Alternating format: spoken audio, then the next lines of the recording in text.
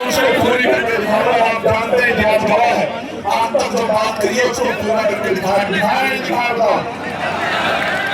प्यारे साथियों, जैसे ही हमारी सरकार 2027 में बनेगी, 1 साल के अंदर सभी खाली पदों को, सरकारी खाली पदों को हम लोग भरने का काम करेंगे। मेरी बात को क्या है,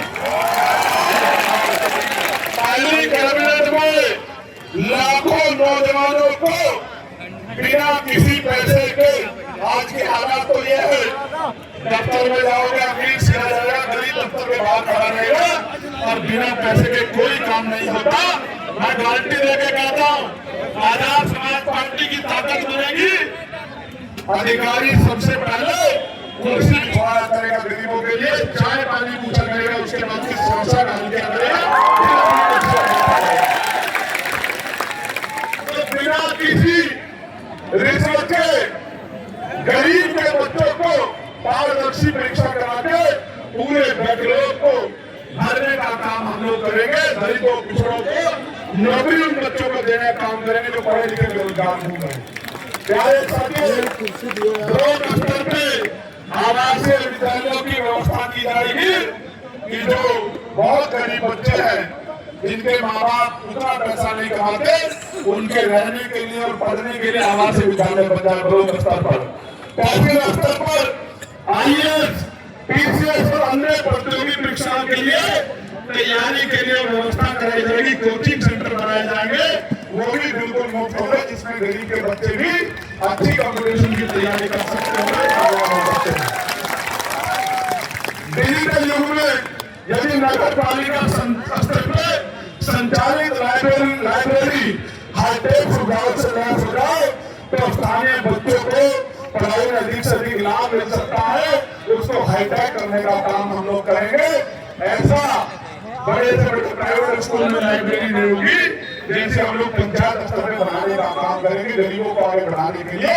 क्योंकि बाबा साहब अम्बेडकर ने कहा था कि शिक्षक सेवी का वो दूध है जो पिएगा वो धारेगा, और संत गांधी जी महाराज ने कहा था कि 1 रोटी कम खाना, अपने बच्चों को जरूर पढ़ाना।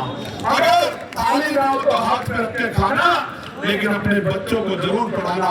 इसलिए कह रहा हूँ, मैं पुलिस के भाइयों ने बहुत अच्छा रोल अदा किया।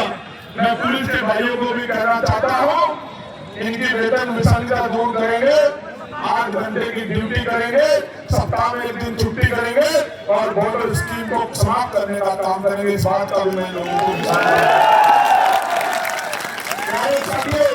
PRT के जवानों को, होमगार्ड भाइयों को, PRT के जवानों को राज्य कर्मचारी का दर्जा, होमगार्ड भाइयों बहनों को राज्य कर्मचारी का दर्जा और पंचायत सहायकों को भी उचित मान्यता दिलाकर उनको भी राज्य कर्मचारियों का दर्जा दिलाने का काम हम लोग करेंगे। मेरी बात का ध्यान रखना।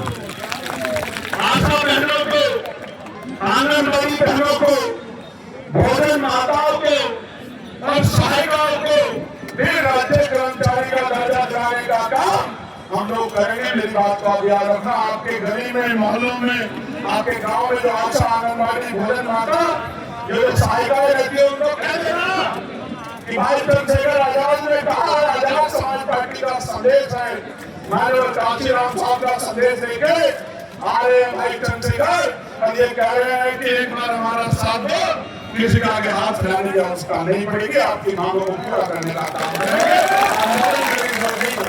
प्यारे साथियों, संविदा व्यवस्था को समाप्त कर कर्मचारियों को नियमित किया जाएगा और नियमित होने तक 25,000 रुपए कम से कम वेतन देने का काम राज्य सरकार करेगी। इस बात का मैं आपको विश्वास दिलाता हूँ।